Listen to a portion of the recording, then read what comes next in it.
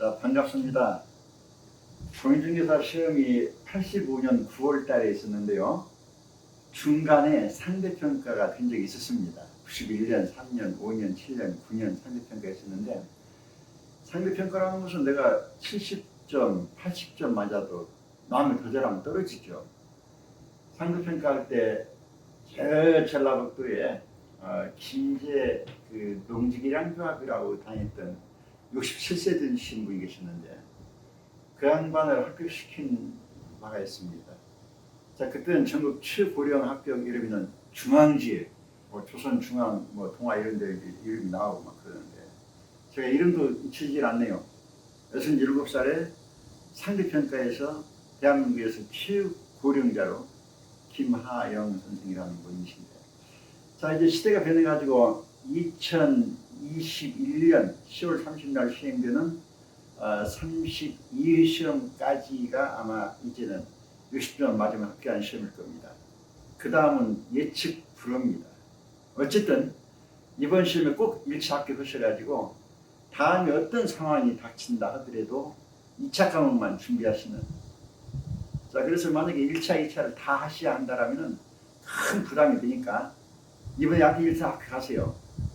자, 1차 과목은 평소에 저는 좀 발음을 좀 세게 해가지고 시간과 싸움이다. 아는 것을 묻는 것이 아니라, 깊이 있는 지식을 묻는 것이 아니라 그분들이 요구하는 시간 100분 동안에 읽고 이해하고 OMR 카드 마킹까지 해가지고 어떻게든 60% 득점하셔야 됩니다. 자, 부동산학교를 공부하시다 보면은 종합응용과학이다 이러니까 공법도 알아야 되죠.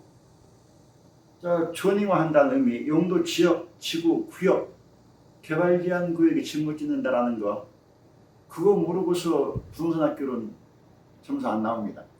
조세는 공부하셔야 되죠. 양도소득세 세율을 올린다라는 것은 투기를 바로 잡겠다 이지만, 세율을 올린다 그러면 사람들이 안 팝니다. 공급이 줄어요. 자, 단절 효과라 동결 효과라 그러죠. 자, 그런 것들 우리가 아주 넓게 공부하셔야 하다 보니까, 자, 부동산학개론에서 우리가 문제도 7-8문제 나옵니다. 죄송합니다. 계산 문제. 자, 계산 문제도 7-8문제 나오는데, 그 폭넓은 과목 강의를 공부를 하는 입장에서 계산 문제를 공부 안 할 수가 없지요. 7-8문제 나온다라는 것은. 그런데 계산 문제를 종전에 나왔던 문제가 그대로 나오는 거 아니거든요. 그거 공식을 안다, 경험이 있다 이래가지고 그 시간에, 실제 시험 시간에 이거 풀어본다라는 것은 민법 문제, 3문제, 4문제를 놓친다라는 얘기가 되기 때문에 평소에 연습은 하시듯, 그럼 연습하는 목적은 뭐냐? 이 문제, 유사한 문제 나왔을 적에 3번, 4번 찍을 수 있는 감각이 키워진다라는 얘기지, 그 실제 풀었다가는 망합니다. 그것이 이 시험의 함정이거든요. 그리고 제가 강의를 하다 보면은 지금 처음 이렇게 서로 대하는 입장이다 보니까 좀 또박또박 해드려야 되는데, 이거는 시간과 싸움이라는 그 특성 때문에 평소에 강사 입장에서는 말을 빨리 해야 됩니다. 그래서 말이 좀 빠른 점도 이해하시고, 자, 저한테 신청을 하시면은 1차 과목 1번부터 40번까지가 부동산학개론이죠. 41번부터 80번까지가 민법 및 민사특별법이죠. 자, 받으셔가지고 부동산학개론이 조금 약하신 분들도 계세요. 그러면 민법 먼저 푸세요. 민법에서도 총칙 얼마나 어렵습니까? 자, 49번, 50번까지 그냥 포기한다라는 것보다는 뒤로 미루시고 50한 3, 4번 물권법부터 푸세요. 자, 그건 점수도 잘 나오고 좀 쉽고 이러죠. 그래가지고 사람이 탄력이 붙거든요. 자, 어려운 문제 먼저 부딪혔다가 한번 막히기 시작하면은 머리가 새카매져 버리죠. 안 돼요. 그래서 자, 저희가 선호하는 과목, 선호하는 부분부터 풀어 나갔다가 어떻게든, 자, 80문제 중에서 60%, 48문제 맞으면 합격하는 거니까 확실한 거 한 35문제 정도는 마킹까지 끝내버리세요. 자꾸 저 검토했다가 바뀌면은 또 틀리는 경우가 많이 있죠. 그래가지고 자 35문제 막힌까지 했다 그러면 이제 남은 것은 13문제 맞으면 되거든요. 자신감 있어야 됩니다. 자 아직 비어있는 거에다가 집중해가지고는 실수하게 돼요. 자 그러니까 자, 이 시험의 특색이 시간 관리를 잘해야 한다. 그리고 말하자면 그날의 컨디션. 자 우리가 토요일 날 시험 보기 때문에 29일 날 밤에 주무시는 거 아주 숙면을 취해가지고 그 다음날 컨디션 좋아야 되지 그 전날 공부해가지고는 안 돼요. 뭐 그런 거 뭐 이미 다 아시는 거니까. 자 1번 문제부터 평소에는 저는 어쩔 수 없이 1번 문제부터 80분까지 순서로 나갈 것입니다만은 시험장에서는 그런 생각하시면 안 됩니다. 1번 문제. 자 부동산 학의 지도 이념이다라는 것은 부동산 학의 지도 원리, 부동산 학 개론, 자 일반 원칙, 법률, 경기, 법률, 경제, 기술 이런 식으로 나가는 스타일이 있고 능률, 안전, 자 경제 이런 식으로 나가는 스타일이 있고 일본학자, 우리 성균관대학교 교수님, 자 전주대학교 교수님, 목표대학교 교수님 다 말하는 게 달라요. 이건 법이 아닙니다. 그 사람들이 자 법률, 경제, 기술 아시는 바는 복합 개념으로 하시는 거죠. 집을 산다 할 적에 소유권에 하자가 없어야 한다. 법률적인 측면.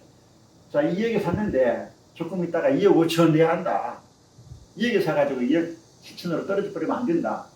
경제적인 측면을 따져야 되고 지금 부동산 아파트를 사고 있는데 주부님께서는 동선거리가 마음에 들어야 되죠. 동선거리라는 것이 옛날에 단독주택은 주방하고 안방하고 떨어져 있죠. 화장실 떨어져 있죠. 살림하는데 힘들어요.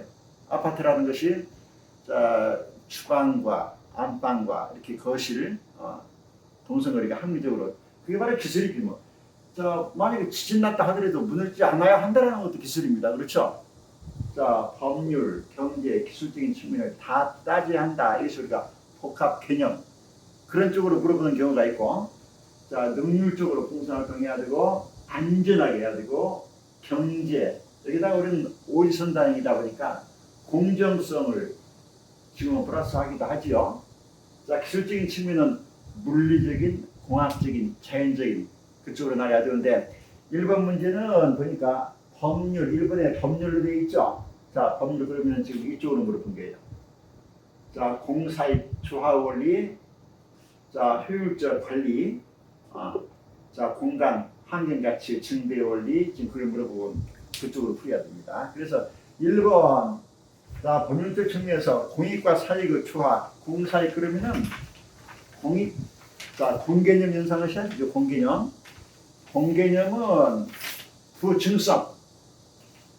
자 공자님께서 입병 환자 되셔가지고 날마다 우신다. 자 우까지 해볼까요?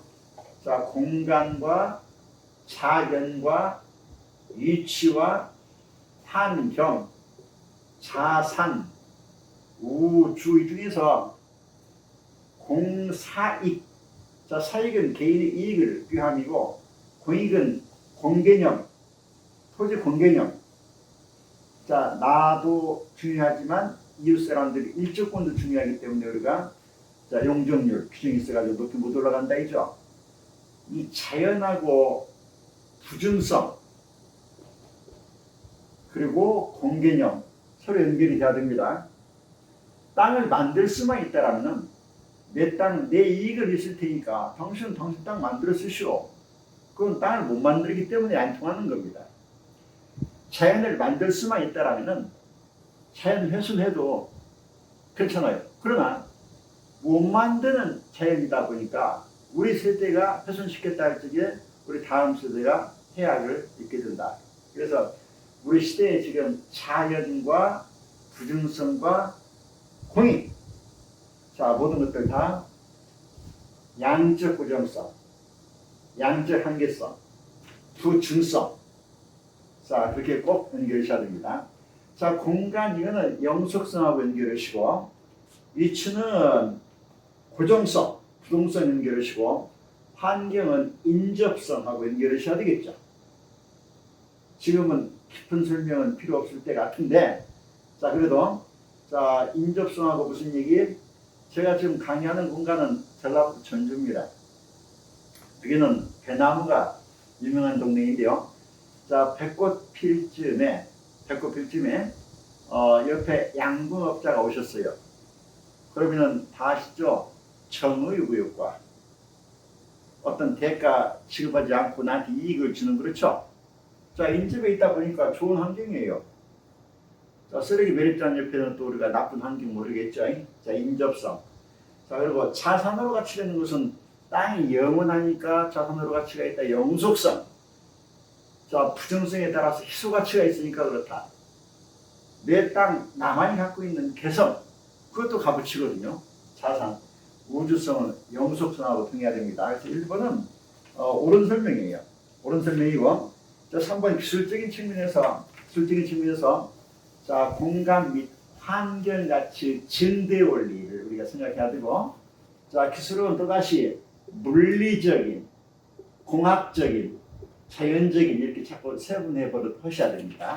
3번도 옳은 설명이고, 자, 5번에서 부동산 화재 취득 이념은 고정 불변이다라는 것은 이 문제에 틀린 이유인데, 1번 문제뿐이 아니라 부동산 학교를 전반적으로 봐가지고 고정 불변으로 이해했다라는 이것은 거의 100% 틀린 문장입니다. 유동적이고 가변적이고 신축적이다는 쪽으로 나가야 되죠. 모든 건 변한다. 자, 시대에 따라서 변합니다. 전주역에서 KTX가 멈춰가지고 손님을 서울로 싣고 갈 때 하고, 전주역 그냥 통과할 때 하고 서울과 거리가 달라지는 것이고, 그렇죠? 5번 이 문제 정답 이야기도 하지만 다른 문제에서도 부동산 학교에서만큼은 뭔가 변한다. 유동, 가변, 신축적인 그런 의미로 푸셔야 됩니다. 자, 2번 문제, 부동산의 개념인데, 자, 협의의 부동산은 민법 99조에서 말하는 땅과 건물 기타 토지 정착물을 말하죠. 자, 그래서 좁은 의미다 이거죠. 협의의 부동산은 자, 토지와 건물 기타 토지 정착물 진짜 못 움직이는 것들인데, 여기다 플러스 준부동산이라 하죠. 의지부동산이라 해가지고, 자, 넓은 의미의 광의 부동산이다. 이 준부동산을 이해할 적에도 이 나라 거의 모든 책에, 제가 1990년부터 97년도까지는 책을 굉장히 많이 썼는데, 지금은 책을 안 쓰고 있습니다. 제가 책 쓸 적에는, 자, 이 준부동산도 법률적인, 경기적인, 기술적인 측면에서 꼭 파악을 했습니다. 지금은 거의 다 안 그래요. 재판단이 옳다라는 것이 아니고, 지금 교수님들이나 학자들의 의견을 쫓아서 정답을 체크하셔야 되다 보니까, 자, 준부동산은 주로 법률적으로 공시방법으로 갖추게 되죠. 등기 등록이라는 자동차 등록이죠. 자, 20톤 이상의 선박 그 법에 의해서 등록을 하게 됩니다. 선박 등기법이죠. 등기하게 되죠. 자, 의제부동산은 동산이지만 경제 가치가 좀 비싼 것들입니다. 싸구려 물건을 부동산으로 의지하지는 않거든요. 자, 준부동산은 기술적으로 좀 튼튼한 것, 오래가는 것. 그래서 부동산 학기론 공부하실 적에는, 자, 법률, 경제 같은 눈에 보이지 않는 무형적인 측면뿐만 아니라, 자, 기술, 눈에 보이는 위형적인 측면 이렇게 넓게 파악하는 그것이 문제 푸는데 큰 도움이 됩니다. 자, 부동산 학계로 실제 시험장에서 자신 가지셔야 됩니다. 시험 끝나고 나면은 굉장히 많은 문제들이 정답이 2개도 나오고 모든 사람 다 맞는 것을 해마다 꽤 많이 나와요. 그래서 이 나라 모든 출제하는 분들의 생각이 같지가 않은 과목이다 보니까 자신 가지시고, 자, 뚜벅뚜벅 고칠라 하지 마시고, 웬만하면 첫 걸음에 처음 읽었을 적에 오해물한 체킹까지 하십시오. 자, 2번 문제에서, 자, 1번은 어쨌든 민법 99조에서 맞는 말이고,